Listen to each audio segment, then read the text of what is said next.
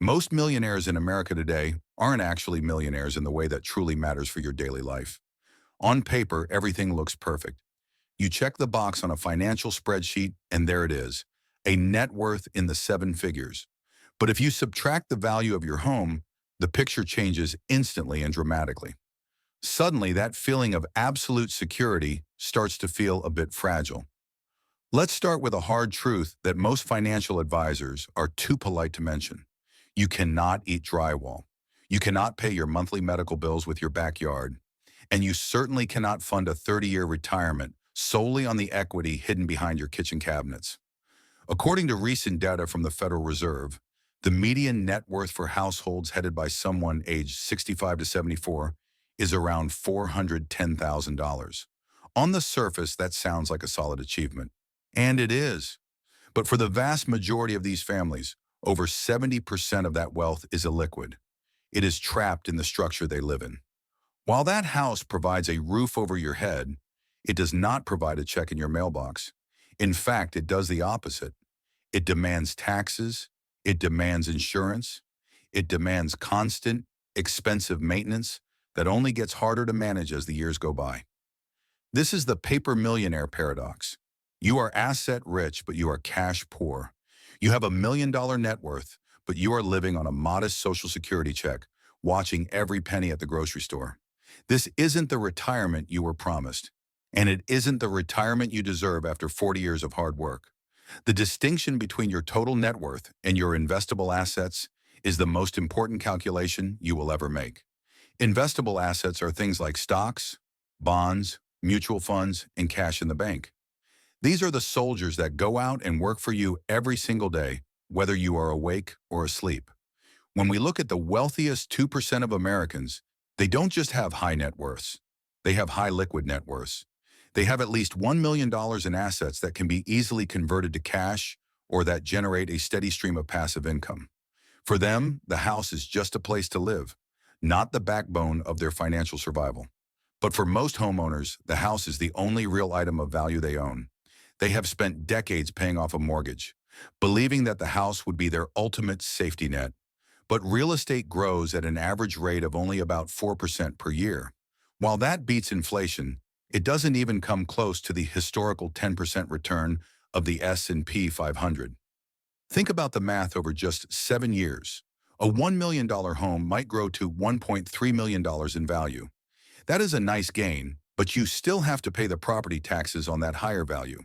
However, $1 million invested in a diversified portfolio could grow to $2 million in that same 7-year window.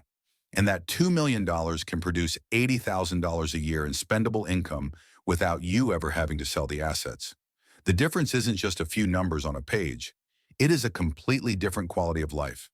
We must also talk about the psychological anchor that holds so many people back. Your home is filled with memories, children's heights marked on door frames, and the comfort of the familiar. But we often confuse emotional value with financial utility. Keeping a 5-bedroom house when you only use 2 rooms is not an act of love for your family. It is a drain on your future.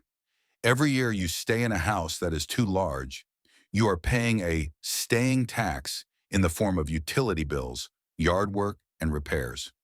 This money is disappearing forever, rather than compounding in an investment account. So how do we fix this?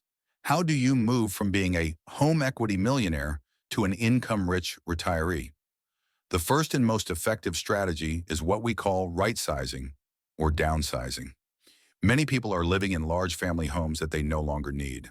The kids have moved out, the guest rooms are empty, and the stairs are becoming a challenge. By selling that 5-bedroom house and moving into a high-quality 2-bedroom condo or a smaller home, you can unlock hundreds of thousands of dollars in dead capital. This isn't about losing your status. It is about gaining your freedom. If you sell a house for $800,000 and buy a smaller one for $400,000, you have just handed yourself a $400,000 raise. When you put that money into income-generating assets, it can produce an extra $2,000 every single month for the rest of your life. That is the difference between worrying about the price of gas and booking a flight to see your grandchildren whenever you want. Consider the opportunity cost of your equity. If you have $500,000 sitting in your home's walls, That money is earning effectively zero in cash flow. If that same 500,000 were in a dividend-focused portfolio, it could be generating $20,000 a year in income today. By choosing to stay in a house with excessive equity, you are essentially paying $20,000 a year for the privilege of living in extra rooms you don't use. The second strategy for those who refuse to move is accessing the equity through a cash-out refinance or a specialized reverse mortgage. Now, I know these terms can sound intimidating, but when used correctly, they are powerful tools for empowerment. They allow you to stay in the home you love while forcing the house to finally start paying you back. It turns that trapped wealth into usable liquid cash that can cover healthcare or simply improve your standard of living. It is about taking control of the assets you already own. However, be careful with these tools as they require professional guidance to ensure they fit your long-term plan. The third strategy is shifting your focus to passive income generation. We often talk about net worth as the goal, but in retirement, net worth is a vanity metric. Cash flow is the only metric that matters. You should be looking at assets like dividend-paying stocks, REITs, or high-yield bonds. The goal is to build a portfolio where the income generated is higher than your monthly expenses. Once you reach that point, you have achieved true financial independence.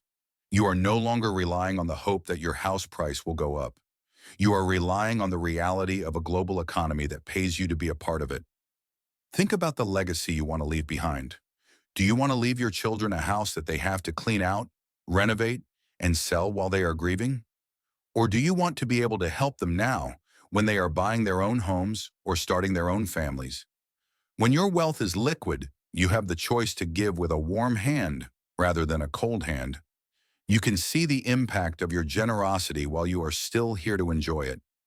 The fear of being a burden to your children is one of the heaviest weights a person can carry. It keeps you up at night, wondering if you will run out of money before you run out of time. But when you prioritize investable assets over home equity, that weight disappears. You gain the ability to handle emergencies without stress. You gain the ability to be generous with your family. And most importantly, you gain the peace of mind that comes from knowing you are truly secure. We have been conditioned to believe that the American dream is just about owning a home. But the real dream is the freedom that money provides. Money is not just paper, it is an instrument of liberty. It is the ability to say no to things you don't want to do and yes to the people you love. True wealth is measured by the number of mornings you can wake up and decide exactly what you want to do with your time. If you are in your 50s or 60s, now is the time to look at your balance sheet with total honesty. Look at how much of your wealth is actually working for you. If most of it is sitting in your walls, it is time to start the conversion process. It doesn't happen overnight, but it starts with a single decision to prioritize income over equity. You have spent your whole life taking care of your house. It is time for your house and your wealth to start taking care of you. Stop viewing your home as your primary retirement plan. View it as a lifestyle choice, but view your portfolio as your survival engine.